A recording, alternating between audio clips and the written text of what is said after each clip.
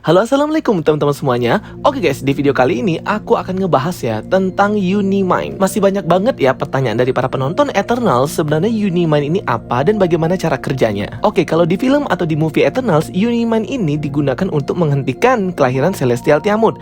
Tapi coba deh kita lihat ya dari versi komik, sebenarnya Unimind ini apa. Unimind pertama kali diperkenalkan dalam komik Marvel Eternals 1976. Sebelumnya para Eternals itu tidak mengetahui bahwa mereka memiliki kekuatan untuk membentuk Unimind.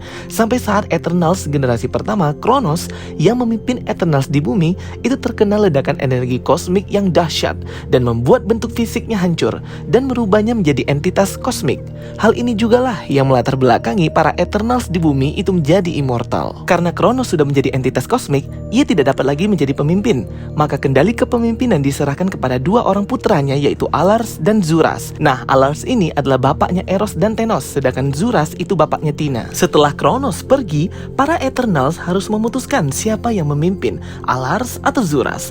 Karena menghindari konflik perang saudara, akhirnya mereka menyadari bahwa mereka bisa membuat suatu proses yang disebut dengan Unimind untuk menentukan keputusan yang adil terkait calon pemimpin selanjutnya. Mereka terbang bersama-sama ke langit, berkumpul dan bersatu dengan Eternals lainnya, membentuk sebuah energi emas yang dahsyat, dan kemudian terbentuklah sebuah objek yaitu Unimind.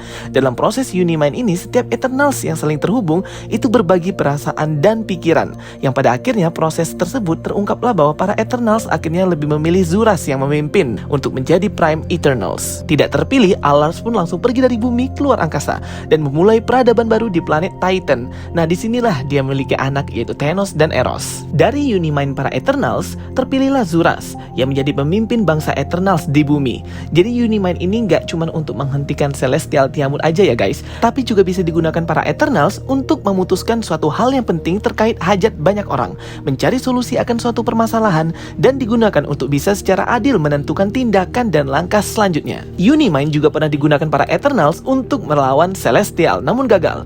Unimind juga pernah digunakan Eternals untuk menentukan apakah mereka masih layak untuk tinggal di bumi, atau lebih baik mereka berkelana di luar angkasa, yang pada akhirnya sebagian besar Eternals itu meninggalkan bumi dan hanya menyisakan sedikit Eternals. Jadi guys, Unimind ini sangat penting ya untuk bangsa Eternals. Nah, kalau di versi movie Eternals, Unimind itu digunakan oleh para Eternals dan Prime Eternals Cersei untuk menghentikan emergence dari Celestial Tiamut. Jadi Unimind itu merupakan hal yang sangat substansial sekali ya bagi para Eternals, karena di sanalah semua kekuatan mereka terkumpul dan terfokus. Kalau di versi komik, bentuk Unimind ini kayak otak gitu ya guys, melayang ya. Tapi kalau di versi movie Eternals, dia lebih kayak ke energi kosmik berwarna emas kuning gitu ya. Dan kalau berdasarkan komik juga, Unimind ini penggambarannya juga berbeda-beda ya. Kadang berbentuk kepala manusia, kadang berbentuk seperti energi, kadang berbentuk seperti otak. Jadi beda-beda. Oke guys, itu dia penjelasan aku ya tentang apa sih itu Unimind dan historinya itu seperti apa. Semoga bisa menjawab pertanyaan-pertanyaan kalian ya yang masih bingung apa itu proses Unimind di film Eternals. Oke guys, thank you for watching my videos. Don't forget to like and subscribe. Kita ketemu lagi di video berikutnya. Sampai jumpa.